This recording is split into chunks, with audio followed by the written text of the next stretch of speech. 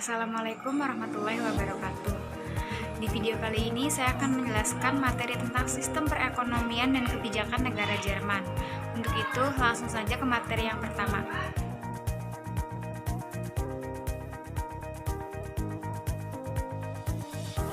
Pada materi yang pertama, yaitu sistem perekonomian negara Jerman bersifat sosialisme. Perekonomian di Jerman menganut sistem ekonomi sosial. Artinya, negara menjamin kebebasan bertindak di bidang ekonomi, akan tetapi berusaha menyediakan sarana penyeimbangan sosial. Berkenaan dengan krisis pasar keuangan, Jerman berusaha dengan giat di berbagai forum seperti di Uni Eropa dan IMF demi reformasi arsitektur keuangan internasional. Di sektor perbankan, Jerman menginginkan aturan lebih ketat mengenai modal sendiri dan likuiditas, peraturan tanggung-gugat yang berlaku secara internasional, serta pemeriksaan keuangan yang mengontrol dengan lebih tegas. Melalui kebijakan ekonomi yang dipegangnya, pemerintah federal ingin menghentikan gerak turun pertumbuhan secepat mungkin dan mengantar Jerman keluar dari krisis dalam keadaan lebih kuat. Sebelum adanya krisis pun, kondisi umum untuk perusahaan telah diperbaiki lebih lanjut dengan penurunan biaya samping upah, pengaturan pasaran kerja yang lebih fleksibel, dan penyederhanaan birokrasi. Di samping itu, pada tahun 2008 mulai berlaku reformasi pajak badan, hal yang berarti beban perusahaan diringankan. Daya saing ekonomi Jerman. Spesialisasi Jerman adalah pengembangan dan pembuatan barang industri canggih, terutama barang investasi dan teknologi produksi yang inovatif. Dasar untuk daya saing di dunia internasional tidak hanya terbentuk oleh ke-30 perusahaan besar yang terdaftar dalam indeks saham Jerman, melainkan juga oleh puluhan ribu perusahaan kecil dan media, sampai 500 karyawan di sektor-sektor industri hilir, khususnya konstruksi mesin, produksi komponen, tetapi juga nanoteknologi dan bioteknologi yang sering bekerja sama dalam kelompok setempat. Ekonomi feudalisme Jerman. Sistem ekonomi ini yang diamalkan oleh Jerman dapat dilihat dalam 3 bidang utama, yaitu pertanian, perindustrian, dan perbankan. 1. Bidang pertanian. Sekitar abad ke-16, bidang pertanian merupakan sumber utama ekonomi Jerman. Petani masih bergantung kepada tuan tanah dan terikat dengan sistem perhambaan. Pada masa itu, petani merupakan golongan miskin yang tertindas, dan terjadilah sebuah pemberontakan para petani. Tuntutan golongan petani adalah kehidupan yang bebas seperti memasuki hutan dan pergi berburu, menuntut untuk mendapatkan semula tanah awam. Pemberontakan ini mengorbankan kurang lebih 100.000 orang petani menemui kegagalan. Perkara tersebut mendapat perhatian daripada pemerintah Jerman. Pemerintah Jerman melakukan perubahan dalam bidang pertanian, yaitu pembinaan terusan Federik, mengecualikan cukai selama 10 tahun, penghapusan buruh serf. Bidang perindustrian.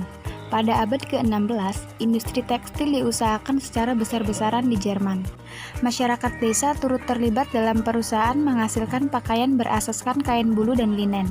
Perkembangan industri semakin rancak ekoran wujudnya, kerjasama antara kerajaan dengan pihak swasta. Sebagai contoh, pembinaan kilang senjata di Spandau, Berlin, industri kraft tangan seperti perusahaan memintal benang turut berkembang di kawasan pedalaman Jerman. Kepesatan ekonomi di Jerman membawa kepada pengukuhan kedudukan saudagar bourgeois. Golongan saudagar ini kemudian menumbuhkan berbagai organisasi perniagaan baru, sehingga menenggelamkan organisasi perniagaan tradisional seperti Kesatuan Tukang dan Kesatuan Saudagar. Yang terakhir adalah perbankan.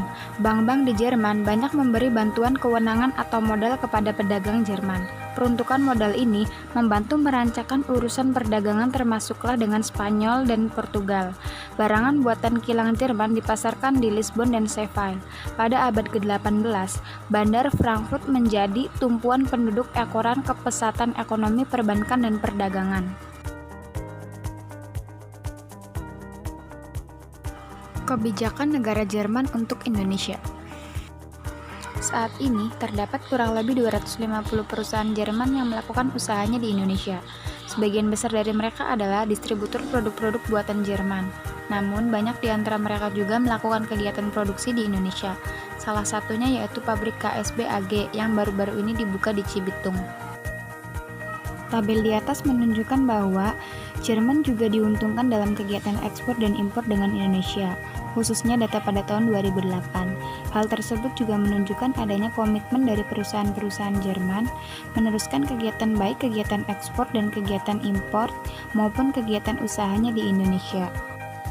Merujuk pada teori yang dikemukakan oleh Brown 2001 tentang prinsip-prinsip etika dalam suatu kebijakan luar negeri, prinsip-prinsip yang dipegang Jerman ketika ia mengambil kebijakan untuk meneruskan kegiatan usahanya di Indonesia ketika Indonesia dilanda krisis pada tahun 1997 sampai 1998. Prinsip-prinsip itu adalah keamanan dan kesejahteraan. Dalam hal ini, Jerman berkepentingan terhadap kondisi Indonesia yang stabil, sebab Jerman memiliki pasar yang cukup besar khususnya di Indonesia dan di kawasan Asia Tenggara pada umumnya. Dengan membiarkan Indonesia terpuruk dalam krisis, maka kegiatan ekspor Jerman ke Indonesia juga akan terganggu, dan bukan tidak mungkin bahwa perusahaan-perusahaan Jerman yang ada di Indonesia juga terkena imbas. Dan hal ini akan memberi dampak perekonomian yang cukup signifikan baik bagi Jerman maupun bagi Indonesia. Apabila perekonomian terganggu, maka kesejahteraan masyarakat juga akan terpengaruh, sehingga dengan tetap berkomitmen untuk memelihara hubungan baik pada saat situasi di Indonesia sedang kurang baik, Jerman pada dasarnya memiliki agenda lain, yakni ingin mengamankan perekonomiannya di satu sisi dan mengamankan kesejahteraan masyarakat Indonesia. Kesejahteraan masyarakat Indonesia yang dimaksud di sini ialah apabila perusahaan-perusahaan Jerman yang ada di Indonesia ditutup, maka pegawai atau buruh Indonesia yang bekerja untuk perusahaan tersebut akan kehilangan pekerjaan, sehingga akan menambah jumlah pengangguran di Indonesia. Jika hal tersebut tidak diantisipasi, maka akan dapat menimbulkan masalah sosial lainnya, misalkan tindak kriminalitas dan sebagainya. Saat ini, terdapat 3 institusi yang digunakan sebagai instrumen pemerintah Jerman untuk membantu menjalankan kebijakan ekonominya, yaitu Econid, GTAI, dan German Center. Karakteristik budaya Jerman. Karakteristik budaya negara Jerman sebagai berikut. Yang pertama, bersifat monokronik terhadap penggunaan waktu, misalnya hasrat menyelesaikan serangkaian tindakan sebelum memulai tindakan lain.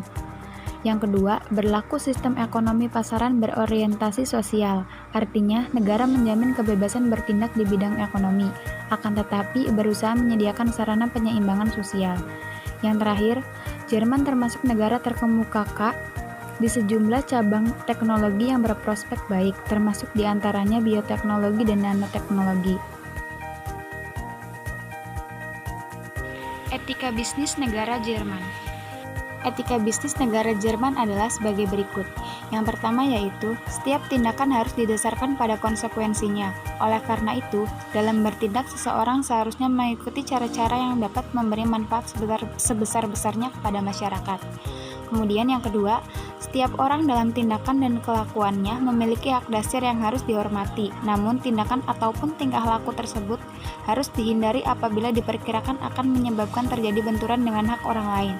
Yang terakhir, para pembuat keputusan mempunyai kedudukan yang sama dan bertindak adil dalam memberikan pelayanan kepada pelanggan, baik secara perseorangan maupun secara kelompok.